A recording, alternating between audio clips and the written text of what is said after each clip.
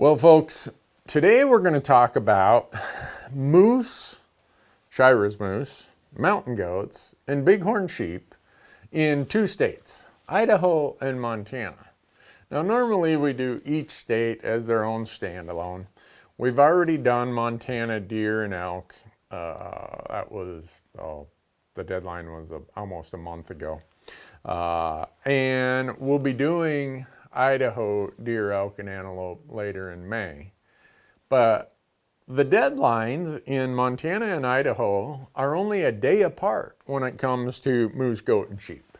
So it just makes sense to combine them all into one video. And if you want to get all the details, way more than what we'll cover in this video, go to GoHunt, gohunt.com, sign up to be an insider. And their strategy articles, draw odds, unit analysis, maps, all that. That'll give you way more than what I'm going to provide here. And when you do use promo code Randy, they'll give you $50 in their gear shop. So, like I said, the Montana and Idaho deadlines for moose, goat, and sheep. And when I say this, also know that in Montana we can add bison to that. So there's a couple bison hunts in Montana that residents and non-residents can apply for.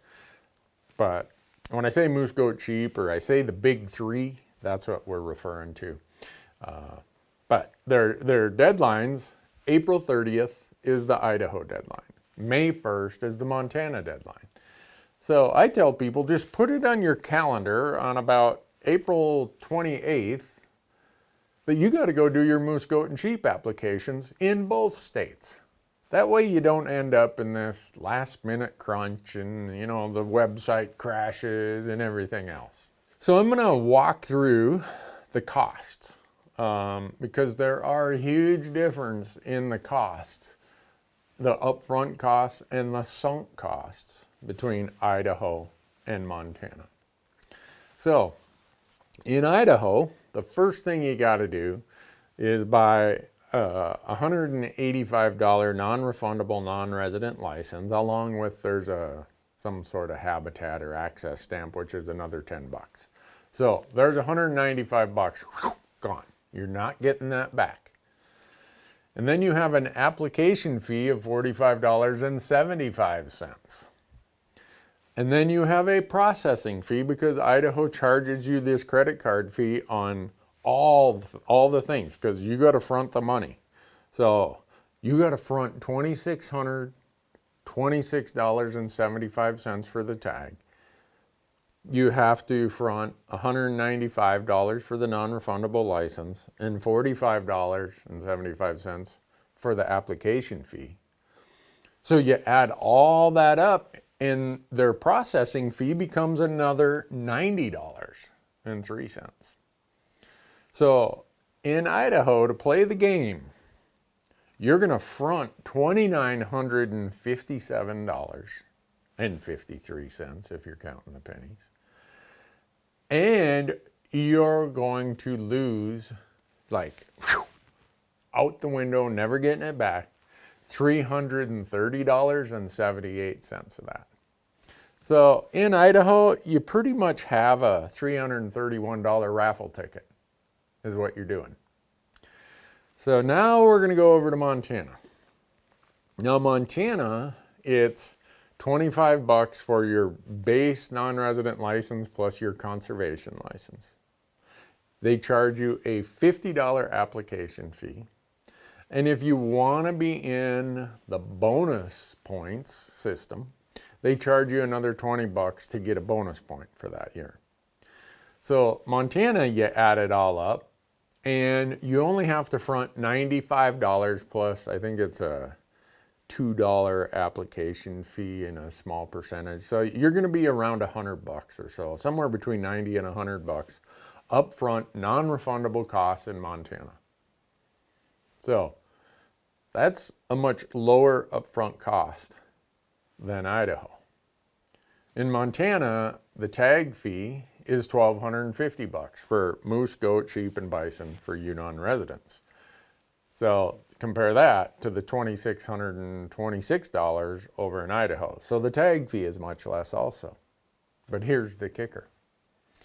In Idaho, your draw odds will be way, way better than they are in Montana. So if anyone ever wondered if upfront costs and expensive tags make for better draw odds, the answer is yes, because fewer people are willing to or can afford to pay all those upfront costs and pay that more expensive tag fee. Both states have what's called non-resident limits up to 10%. It doesn't mean non-residents are guaranteed 10%. Both states say, well, if you get up to 10%, that's fine. Now, in Idaho, it's 10% of the statewide tags for that species. And any unit that has less than 10 tags could never have more than one non-resident tag. So you could have a unit that has 8 tags and one of them could go to a non-resident. So, but they look at the total number and they say, never are we going to allow more than 10% of the total tags to go to non-residents. So Montana does that 10% cap a little differently. Montana says, by region, and we have 7 regions in Montana, non-residents get 10% of the tags for that species, for those hunt codes in that region. So they apply the cap by region. Idaho applies it on a statewide basis. So things to think about as you're trying to say, okay, I'm going to apply here, I'm going to apply there, which state you're going to pick. If you choose both of them, great. The other thing that helps Idaho, because we got to get into the point systems, right? Idaho doesn't have a point system. So Idaho, you can say, I don't think it works for me this year, my budget, my time, whatever. I'm going to pass this year. And if you apply for the big 3, one of the big 3 in Idaho, you cannot apply for their controlled hunts for deer, elk, and antelope. Ooh. So in Idaho, again, they increase their draw odds for the big 3 by forcing people to say, all right, if I do moose, I can't do goat, sheep, or deer, or elk, or antelope. That is a difference that Idaho employs compared to pretty much all the other states when it comes to non-residents. And it's interesting to see the impact that has. So now let's go to the more complicated state, Montana. You can apply for moose, goat, sheep, bison, deer, elk, antelope. You can apply for them all as a non-resident. And know that bison is exempt from our point system in Montana. So as we're here talking about moose, goat, and sheep, and I explain the bonus point system, here's how it works. We square the bonus points. So those of you with a high number of points have a way greater chance than somebody with a low number of points, just because of the function of squaring the points. So I'll walk through an example. Let's say that you have 10 points and your best friend only has 2 points. So here's how many random numbers you get for your 10 points. 10 times 10 is 100, plus you get a point for your current application. So you get 101 random numbers assigned to you. Now your friend only has 2 points, so 2 times 2 is 4, plus the current application. Your best friend only gets 5. So you get 101, your best friend only gets 5. Well, if you take this big pile of 101 random numbers that you get assigned, and your friend only gets 5, the odds are you're going to have some way lower than your best friend. And they take your lowest random number for that species, and that's what you go into the draw with. So we all go in with only one random number for each species. But the odds of you having a much lower random number when you have 101 of them are far better than your best friend who only has 5 random numbers. So that's how points can benefit you, and how squaring those points is really slanting the table to the people with a lot of points. So A lot of people will say, are there any short-term options for moose, goat, sheep, or bison? No, not really.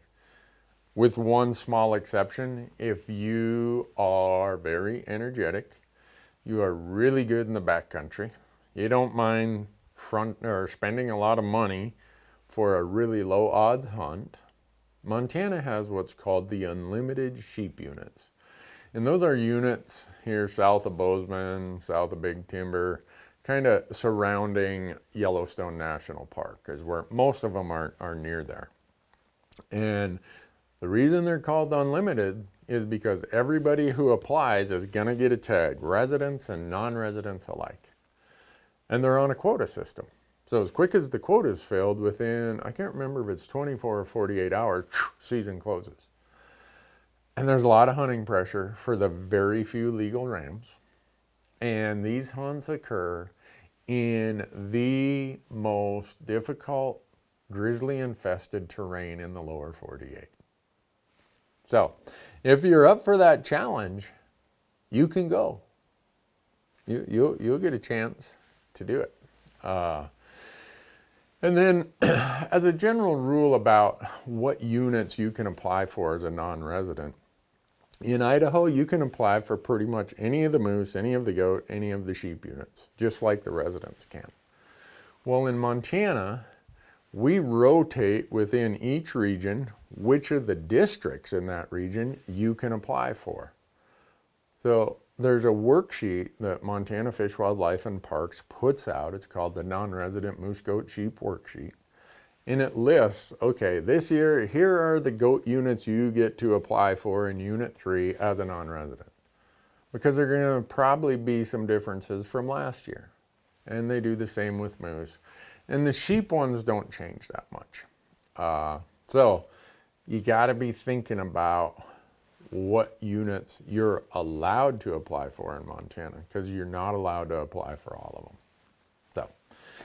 Anyhow, I hope that answers the general questions about moose, goat, and sheep and bison in Montana and Idaho. Remember the deadlines: Idaho, April 30th, Montana, May 1st. Don't miss those. Know that Idaho doesn't have a point system. Montana squares its point systems. Idaho is way more expensive, both in terms of upfront costs and sunk costs, than Montana, but you get way better draw odds in Idaho because of that. And if you want way more detail than this, go out to Go Hunt and sign up for their insider, use promo code Randy, and they'll give you $50 of credit in their gear shop. But if you apply, I wish you great luck. Those of you watching this probably are thinking, well, Newberg, last year you drew moose and goat in Montana. Yes, I calculated what my odds of that were, even with maximum points. I'd waited 30 years for a moose tag, and we started our point system in Montana for these big three, I think 19 or 20 years ago. So I was sitting at the high point totals, and the odds are pretty slim of doing that. But this will be my 31st year applying for sheep. I'm not going to sit by my computer waiting for the successful result. I've kind of relegated myself that as lucky as I got last year, I'm probably going to my grave without a sheep tag in Montana. But, oh well, if I don't apply, I guess my odds are 0. By applying, they're still not more than 1%, but they're somewhere between 0 and 1%, even with maximum points as a resident. Think about that. I know I've probably now discouraged all of you as non-residents from even thinking about Montana when I tell you as a resident with maximum points, my odds are less than 1%. In fact, my odds in Montana as a resident with max points are about the same as my odds of a sheep tag in Nevada as a non-resident with, I think I got 22 points. Anyhow, good luck. Don't miss the deadlines. April 30th, Idaho, May 1st, Montana. I hope you're out hunting moose, goat, or sheep this year.